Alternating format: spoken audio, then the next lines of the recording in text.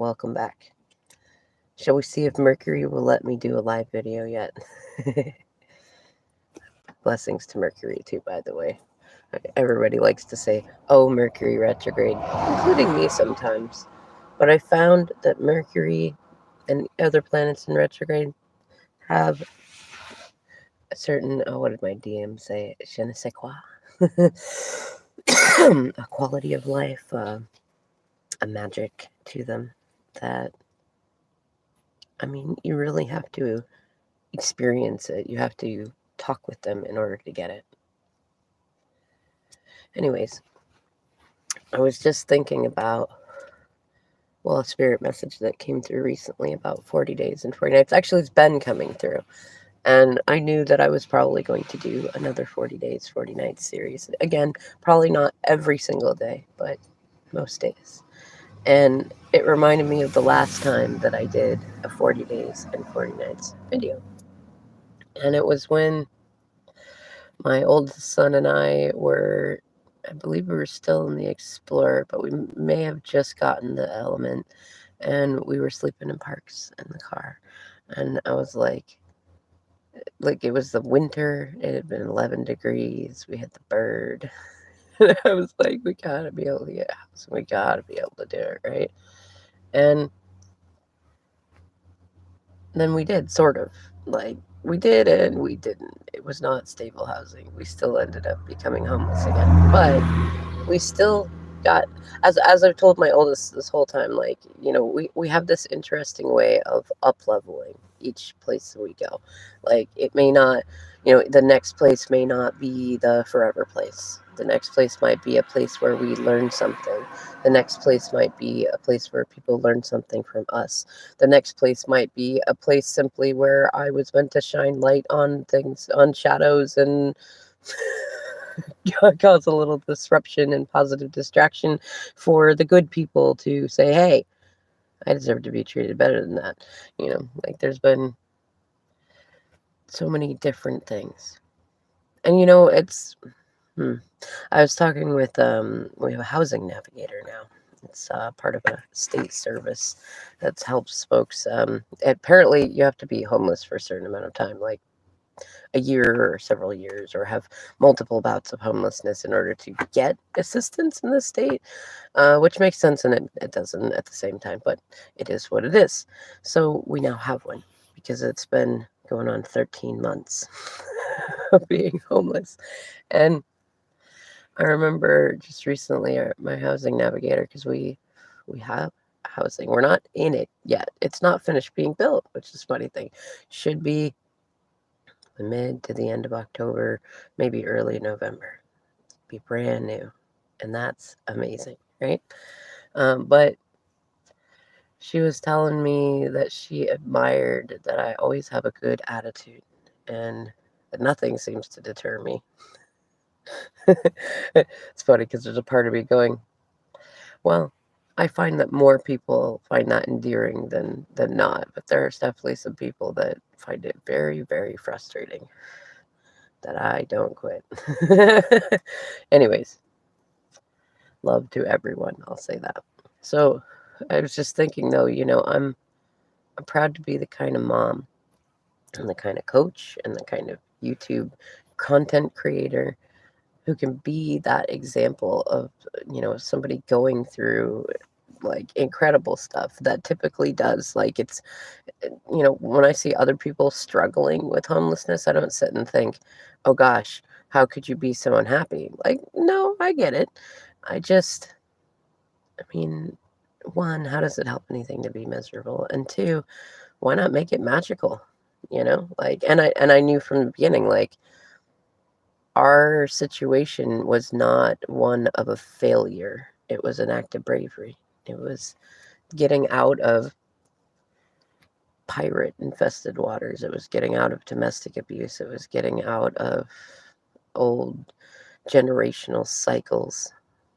It was starting over. It was starting new. It was doing our best in this crap economy to try to etch something out for ourselves that never took from anybody, that never demanded too much, that never stole, that never lied, that never cheated, that never exaggerated, you know? And I'm proud to be the kind of mama that, like, I can look at my boys, and now that we're getting, should be a 2-bedroom townhouse, and I can look at them and say, see, there are rewards. Like, you don't do it for the rewards. You don't be a good person for the rewards. You don't be honorable, or you don't hold to your integrity because there might be rewards. Just know that there are, you know? And I don't know. It was interesting to go to a meeting recently for housing and to have both my boys with me so they could see, what that's like, how you go through that, how you talk to people, how you accept gifts with gratitude. How about that? So, this 40 Days and 40 Nights, episode 2, that's what I'm going to call it. Not for each one to be an episode, but just this whole stint of 40 Days and 40 Nights episode. I have a feeling there's probably going to be multiple 40-day and 40-night things over the next, 5-6 years. I'm not entirely sure. I've been ad-libbing since taking inspiration from my DM's book of The Plan Is There Is No Plan, right? And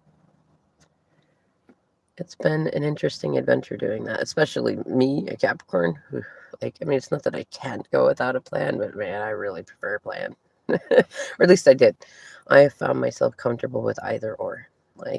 Sometimes it is nice to have a plan, but if you have a plan that you can't, pivot, you can't ad-lib, you can't change your mind, you can't do things like that, well, it makes you miserable. And likewise, if you never have a plan, you never have a blueprint of where you want to go, even just a skeletal plan, you're kind of just wandering aimlessly. It doesn't even have to be a plan that's step 1, step 2, step 3. It could be a plan that's simply like a dream in your heart that you're following. It could be a feeling that you're following, and an intuition, right? And it's interesting to have learned what we have learned so far. And I feel like that's a great deal of why Spirit's like, oh, just get on there and do your second 40 Days and 40 Nights. You'll find out why when you do it. It'll be fun. And it feels like a part of it is kind of that Mercury retrograde energy, right? That review of things. And we still have 5 planets in retrograde right now. They're all going to be coming out in October. And I find that interesting. It's coming out in October. There's a lot of energy that others are predicting of another great reset, which we kind of started some of that energy in October 2019. And it's a lot of this just reset energy, not necessarily redo, but in some cases, it really depends on what you picked, right? Because remember that,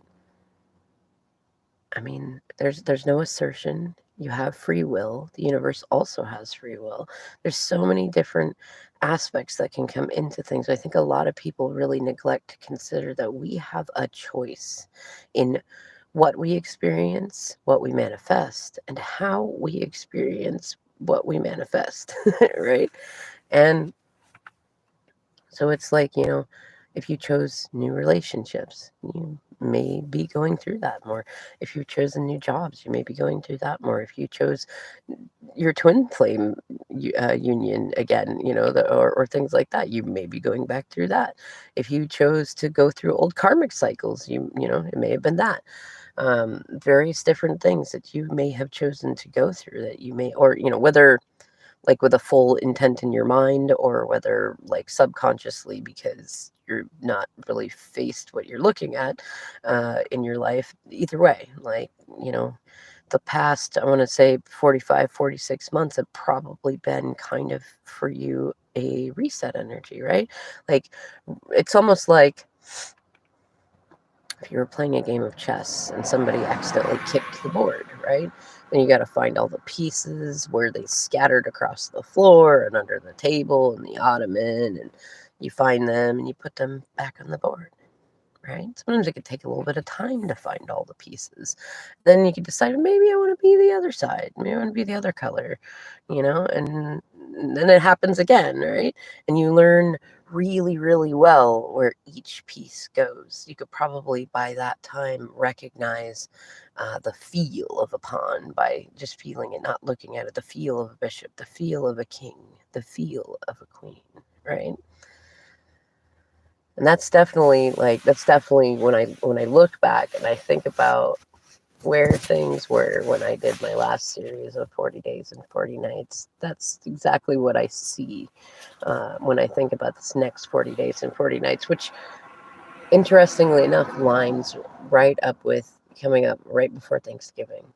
And like last year, because of the pirate stuff going on and everything else going on, I told my oldest, who was the only one with me at the time, that, you know what, screw Thanksgiving. Like, it's a pirate holiday in the first place. And most everybody that we know that would do it typically does it for colonial reasons and not actually for gratitude and thankfulness and enjoying time with family. You know, it's not treated in the manner that we speak about it in. And so I said, you know what, we're going to do a day of gratitude.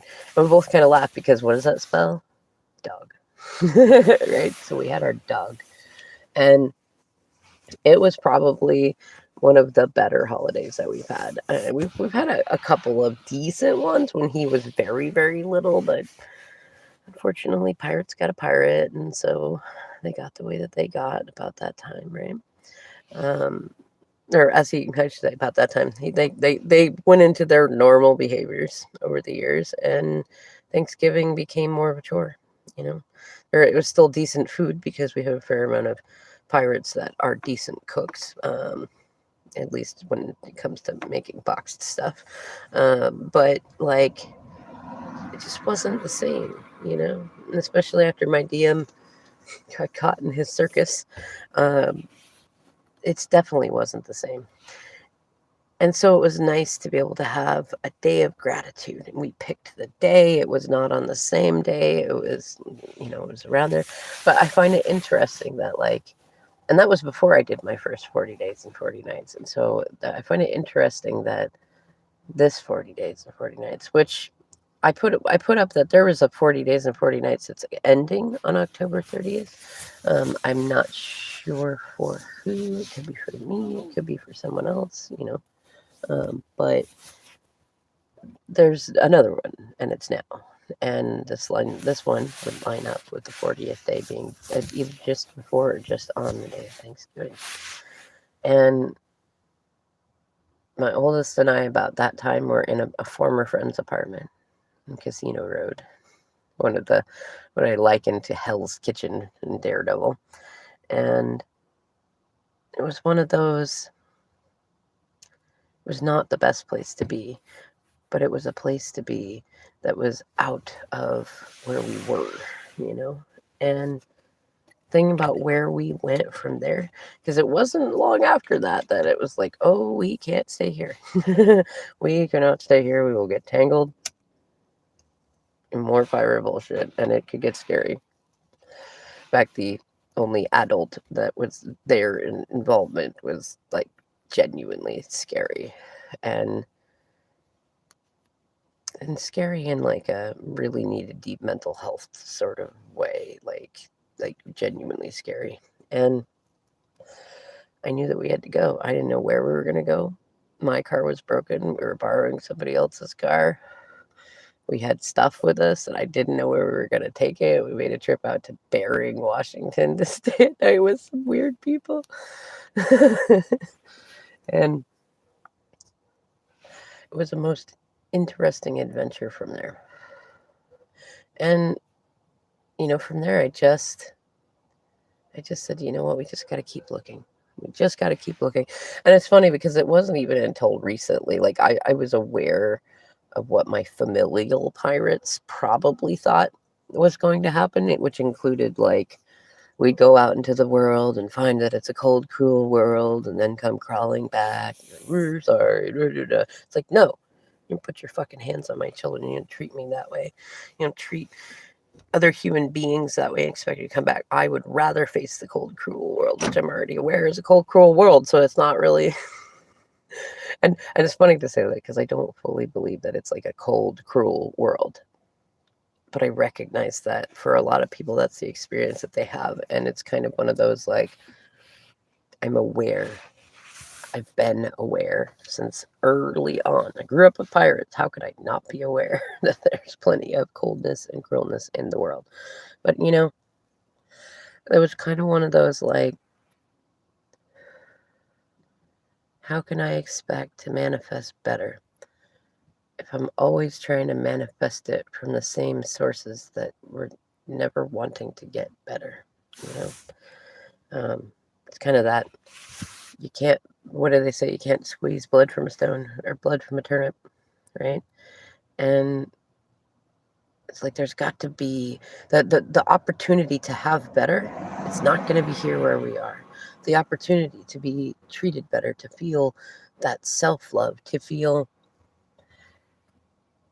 belonging, to feel genuine support, and not in a do everything for us way, just in a yeah, you could do this sort of way. And it's like that's not going to come from where we started. It's not. So there was no looking back. And I know that the pirates that we dealt with assumed, oh, no, that wickedly divine feminine, she's just having a moment and she'll come back in and we'll say no and then we'll say yes and then we'll do our piratey thing. And instead, I just said no. I said my words. I said my piece. Now I have inner peace. And that is better than anything I could go back for, right? And now my oldest son and I, and my youngest, because he's been to most of the places that we've been, can look back and say, look at all the places that we went. Like all the places we tried to find, to stay, to get creative.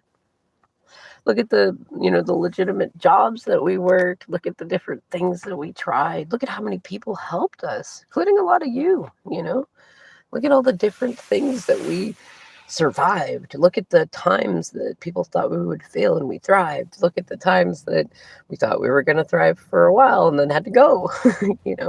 Like look at all the ways that we found to have fun in the middle of it. And now, beautifully, I can sit here and say it's like we traveled the path in the moon card.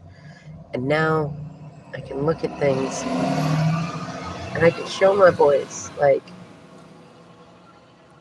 things might not always turn out quite like you planned or like you wanted at first, but it does always get better. And when you do good, there are rewards. And they're better than any reward that you can lie, cheat, or steal for. Especially because then you don't got to remember the story of how you got there in a sense of like, what lie did I tell that person or this person or that person? You can just tell the story. And the only part of remembering it is people's names along the way. Like, oh yeah, I was telling my therapist that because he says you should write a book about this at some point. I said, oh, I've already been working on that. You didn't know that? Like, I started that when I left. It's called War of Roses. And I said, but the nice thing is that, like, I mean, I've worked on various parts of it, but I didn't really have chapter names yet.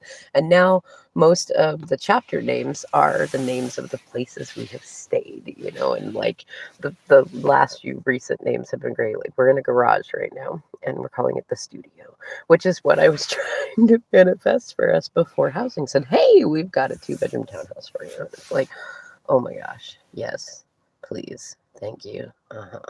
That's the way I like it. But was looking for a studio because rental prices are crazy. And with my osteoarthritis, and like even if I pushed myself to full 40 hours a week on something that could earn at least a decent wage, it still would be almost impossible to be able to do it, to pay for anything more than that. And even a studio, I wasn't sure we could do. But we have a garage. And I said, well, what should we call this? Because we stayed in some motorhomes and we called them mansions. And we were in a tent for several months. We called that the bouncy castle, right? And we had a place that we called Sharp Farm. We had Alpaca Ranch. We had different things that different terms that we would use. I actually get it from my DM because he would call his house the castle, and it was like, why don't we go with that theme? Like, let's make it out to be way better than it like kind of really is. And we'll go from there. And it's funny because it's now the chapter titles of my book and also beautiful, fun, adorable memories for my kids and with my kids, no matter what situation we were in, you know. And it's going to be an interesting book when I'm done putting all the pieces together. It kind of writes itself, if you know what I mean. Which are some of the best books to write, I think. Like, it's nice to have those ones that you squeezed out, but the ones that flow, those are the best ones, you know. Anyways, y'all, it is time to get the morning going. So I am going to leave this first of 40 Days and 40 Nights, episode 2, here for you to decide whether there's something in it for you or whether it was just an interesting thing to watch.